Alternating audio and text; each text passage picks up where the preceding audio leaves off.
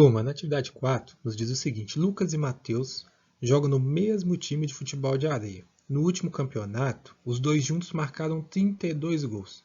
Ainda tem uma outra informação que nos fala que o Lucas marcou 6 gols a mais que Matheus. Quantos gols Lucas marcou nesse campeonato? Pessoal, esquematizando as ideias, dessa situação problema, vamos pensar o seguinte: temos dois jogadores de futebol, um é o Lucas, o outro é o Matheus. Juntos eles marcaram 32 gols. E se nós pegarmos, os gols do Matheus comparado com o Lucas, representando os gols do Matheus por essa bola, nós podemos falar que os gols do Lucas são os gols do Matheus mais 6, porque o Lucas fez 6 gols a mais. Então, independente da quantidade de gols do Matheus, se eu somar 6, eu encontro os gols do Lucas. E por que eu estou mostrando para vocês com essa esquematização, com ilustrações ao invés de linguagem matemática? Justamente para reforçar que o fato de você utilizar a matemática quer dizer que você está representando um raciocínio na linguagem matemática. E não a matemática por si só resolve os problemas, mas sim o seu pensamento crítico diante de uma situação problema.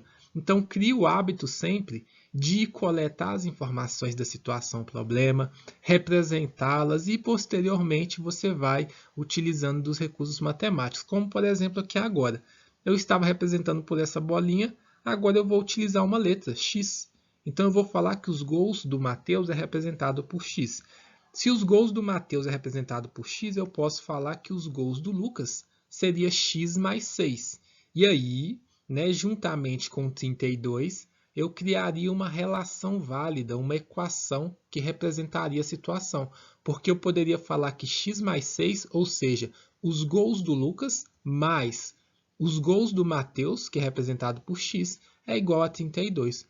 Quando eu fiz isso, escrevi uma equação válida que resolve a nossa situação, e resolver a equação você já sabe. A incógnita que você encontrar aqui é a resposta do seu vai ajudar você a encontrar a resposta da sua situação problema. Nesse caso, eu posso juntar os termos semelhantes, 1x mais 1x, 2x.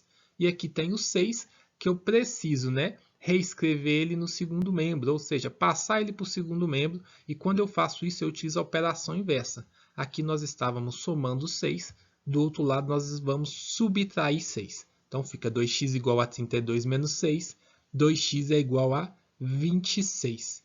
Então, nesse ponto, pessoal, é preciso lembrar que eu vou dividir os dois lados por 2. E aí você fala, professor, mas você está resolvendo do outro método. Beleza, então nós vamos lembrar que o 2 está multiplicando o x, e se eu quero reescrever ele no segundo membro, ele vai passar para o outro lado como uma divisão, que é a operação inversa. Só que aqui, se eu dividir 2 por 2, dá a mesma coisa. Então, se eu pensar que eu passei para o outro membro como operação inversa, ou se eu pensar que eu dividi os dois membros da equação por 2, eu vou chegar no mesmo lugar, beleza? Então, 1x é igual a 26 dividido por 2, 1x é igual a 13. Isso significa que nós estamos falando que os gols de Matheus, a quantidade de gols é igual a 13, porque o x não representa a quantidade de gols do Matheus.